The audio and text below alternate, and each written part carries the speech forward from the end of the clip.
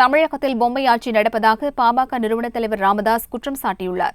திருவள்ளூர் மாவட்டம் பட்டாபிராமில் பாட்டாளி மக்கள் கட்சியின் மாவட்ட ஒருங்கிணைந்த பொதுக்குழு கூட்டத்தில் கலந்து கொண்டு பேசிய அவர், தமிழகத்திற்கு இது இருண்ட காலம் என்றும் ஊழல் செய்தவர்கள் சிறையில் இருந்து ஆட்சி செய்வதாக கூறினார்.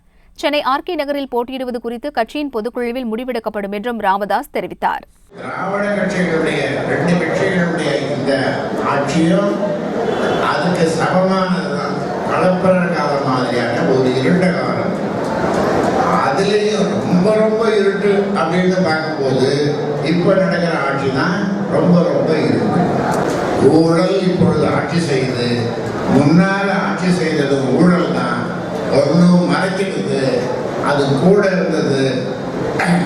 அப்புறம் பரப்பன அக்ரஹாரம் சிறையில அது அங்கே ஓய்வெடுத்துறது. அங்கே இருந்து இங்கே ஆளுது. இங்கே நடக்கிறது பொம்மை